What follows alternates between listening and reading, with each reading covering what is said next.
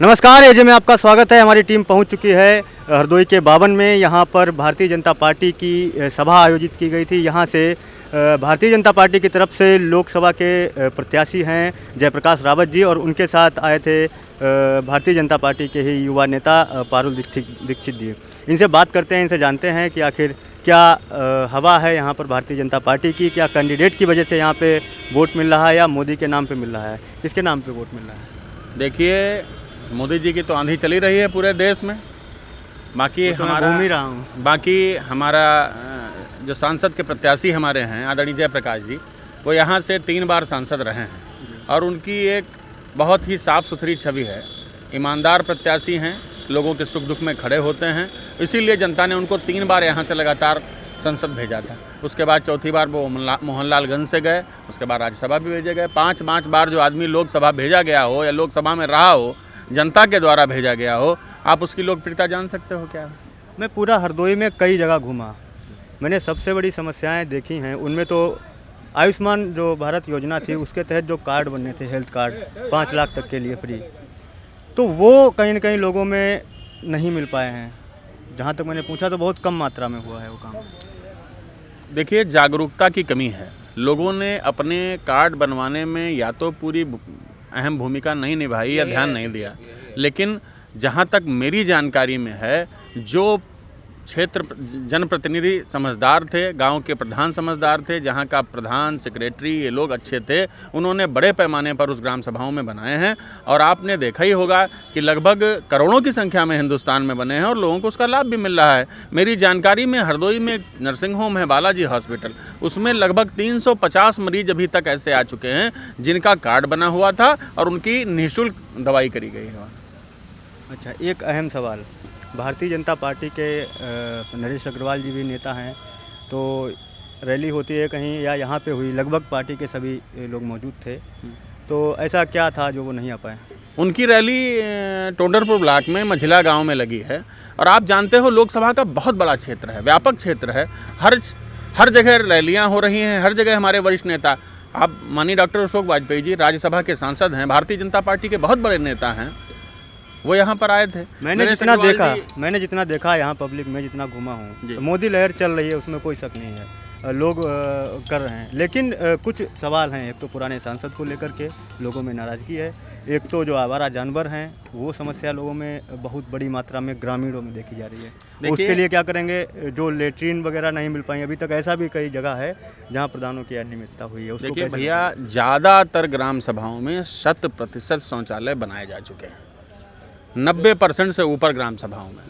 कुछ जगह पर पैसा, बजट नहीं आ पाया या आचार संहिता लग गई, उसकी वजह से बजट रिलीज़ नहीं हो पाया, वहाँ पर कुछ समस्याएं हैं। लोकसभा के चुनाव के बाद में जैसे ही आचार संहिता समाप्त होगी, चूँकि पैसा बड़े पैमाने पर सब जगह आ चुका है, तो वो समस्या का निस्तारण हो जाएगा। दूसरी बात आपने कहा हमारे निवर्तमान सांसद जी के लिए, निवर्तमान सांसद जी ने अगर अच्छे कार्य किए होते तो भारतीय जनता पार्टी उनकी टिकट क्यों काटती? आप स्वयं देख सकते हैं, जनता की डिमांड थी जयप्रकाश जी, जनता चाहती थी जयप्रकाश को, इसलिए उनको टिकट दिया गया। जनता के आह्वान पर उनको टिकट दिया गया और जनता ही उनको जिता करके लोकसभा। मुद्दा क्या है इस चुनाव का? राष्ट्रवाद या बेरोजगारी और गरीबी, ये अन्य मुद्दे? देखिए, राष्ट्रवाद भी है और साथ में बेरोजगारी, और उस पर कितना बड़ा काम किया है। आपने देखा होगा, उत्तर प्रदेश में सरकार पिछले लगभग 22 वर्षों से भाजपा के खिलाफ पार्टियों की रही, ज़्यादातर सपा और बसपा की रही। जितना 22 साल में उत्तर प्रदेश में इन्वेस्टमेंट हुआ है उद्योगपतियों का, 2 वर्षों में उससे 10 गुना ज़्यादा उद्योगपतियों ने यहाँ पर इन्वेस्टमेंट करने का काम किया है। कारण यह है कि उनको भरोसा है कि हमारे साथ में किसी तरीके का कोई ऐसा व्यवहार नहीं होगा जिससे हमारा व्यापार प्रभावित हो। आज हमारे नेताओं ने, आदरणीय योगी जी ने, आदरणीय मोदी जी ने, इन लोगों ने लोगों को सुरक्षित करने का काम किया है और व्यापारी जानता है कि हम इस प्रदेश में सुरक्षित हैं। इसलिए आदरणीय योगी जी के नेतृत्व में बड़े पैमाने पर यहाँ पर जो है उद्योगपति आ रहे हैं और बेरोजगारी की धीरे धीरे समस्याएं समाप्त हो रही हैं। अच्छा, आखिरी सवाल, विरोधी ये आरोप लगाते हैं कि ये सांप्रदायिक पार्टी है, और जिस तरह से भाषणों में कई जगह कई नेताओं द्वारा देखा जाता है, क्या बीजेपी हिंदुत्ववाद के रास्ते पर चलती रहेगी या अपनी छवि बदलने की कोशिश करेगी? मैं आपसे पूछना चाहता हूँ, आप मुझसे प्रश्न पूछते हैं, मैं आपसे प्रश्न पूछना चाहता हूँ।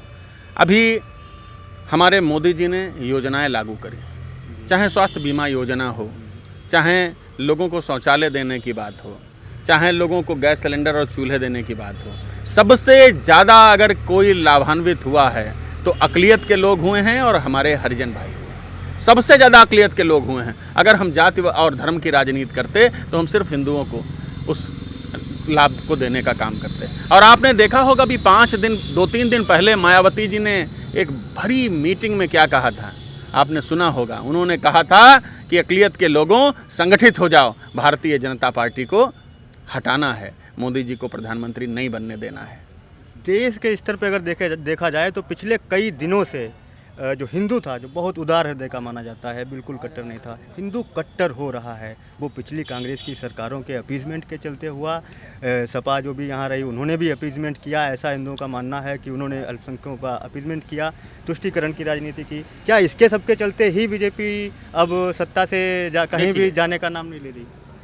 अगर बड़े नेता मंच से ऐसा भाषण देंगे कि हमारे मुस्लिम भाइयों आप सावधान हो जाओ, आप संगठित हो जाओ, मोदी जी को हटाना है, मोदी जी को प्रधानमंत्री नहीं बनने देना है, तो लोगों पर इसका विपरीत असर पड़ता है।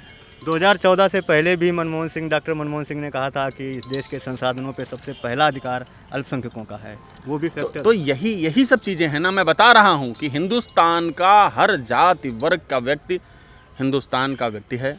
आदरणीय मोदी जी ने समाज के निचले पायदान तक को सुख सुविधा पहुंचाने का संकल्प जो लिया था उसको पूरा करने का काम किया है। उन्होंने किसी जाति धर्म की बात को न किया था और न जाति धर्म के लोगों को, केवल किसी एक जाति के धर्म के लोगों को लाभान्वित करने का काम नहीं किया है। इसलिए हर जाति वर्ग के लोग उनके साथ हैं और उन पर पूरी आस्था रखते हैं और इसीलिए भारतीय जनता पार्टी की सरकार बहुत बड़े पैमाने पर बनने जा रही है। थैंक यू, बहुत बहुत धन्यवाद। धन्यवाद, आपका भी बहुत बहुत धन्यवाद।